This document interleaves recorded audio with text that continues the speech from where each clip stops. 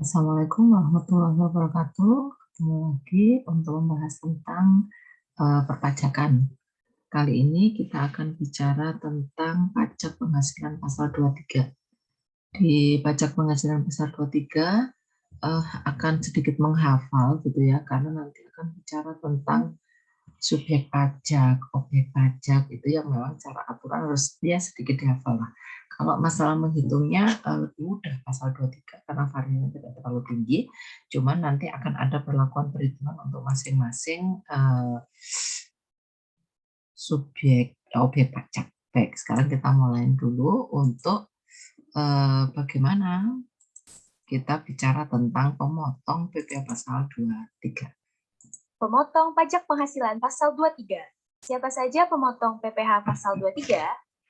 Yang menjadi pemotong PPh pasal 23 adalah: pertama, badan pemerintah; yang kedua, subjek pajak badan dalam negeri; yang ketiga, penyelenggara kegiatan; keempat, bentuk usaha tetap atau BUT; yang kelima, perwakilan perusahaan luar negeri; yang keenam, orang pribadi sebagai wajib pajak orang pribadi tertentu yang ditunjuk oleh Dirjen Pajak, meliputi tenaga ahli yang melakukan pekerjaan bebas seperti akuntan, arsitek, dokter, notaris, pejabat pembuat akta tanah kecuali camat, pengacara, konsultan, dan orang pribadi yang menjalankan usaha dengan menyelenggarakan pembukuan atas pembayaran sewa. Objeknya apa yang akan dipotong untuk pasal 23? Objek dan tarif pajak penghasilan pasal 23. Sekarang, kita akan mempelajari objek beserta tarif pemotongan PPh pasal 23. Atas penghasilan berikut ini dengan nama dan dalam bentuk apapun, dipotong PPh pasal 23 oleh pihak yang wajib membayarkan dengan tarif: yang pertama, 15% dari jumlah bruto atas dividen, royalti, bunga, hadiah, selain yang telah dipotong PPh pasal 21 atau PPh final. Yang kedua, sebesar 2% dari jumlah bruto atas sewa dan penghasilan lain sehubungan dengan penggunaan harta, kecuali sewa dan penghasilan lain sehubungan dengan harta yang telah dikenai PPh final.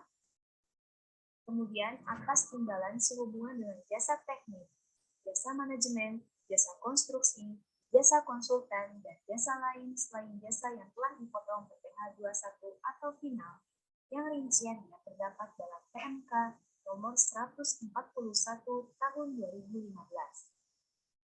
Adapun cara mudah untuk mengingat objek dari PPh pasal 23, yakni budeh rosi, bunga, dividen, hadiah, royalti, sewa, dan imbalan jasa.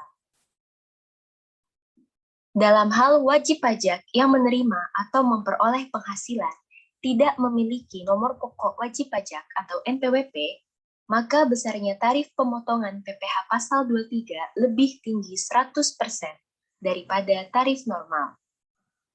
Jadi, kalau tidak ber-NPWP, PPh pasal 23 yang dipotong atas bunga, dividen, royalti, dan hadiah sebesar 30%.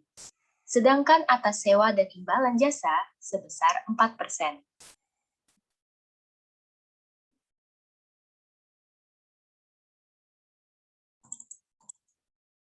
Sekarang bagaimana penentuan untuk penentuan imbalan bruto sebagai dasar pengenaan PPh? Untuk memenuhi kriteria penentuan imbalan bruto atas jasa selain jasa catering, harus ada pembuktian yang mesti dipenuhi, diantaranya adalah: yang pertama, kontrak kerja dan daftar pembayaran gaji, upah, honorarium, tunjangan, dan pembayaran lain sehubungan dengan pekerjaan. Yang kedua, faktur pembelian barang atau material. Yang ketiga, faktur tagihan dari pihak ketiga disertai dengan perjanjian tertulis. Yang keempat, faktur tagihan atau bukti pembayaran yang telah dibayarkan oleh pihak kedua kepada pihak ketiga. Apabila keempat bukti tidak dapat dibuktikan, maka jumlah bruto sebagai dasar pemotongan PPh pasal 23 sebesar keseluruhan pembayaran kepada penyedia jasa dan tidak termasuk PPN.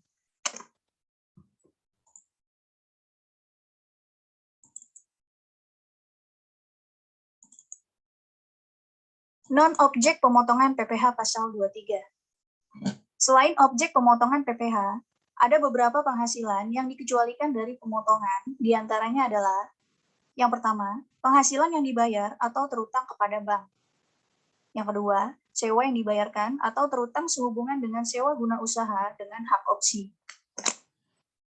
Yang ketiga, dividen yang bukan merupakan objek pajak. Yang keempat, sisa hasil usaha koperasi yang dibayarkan oleh koperasi kepada anggotanya. Yang kelima, penghasilan yang dibayar atau terutang kepada badan usaha atau jasa keuangan.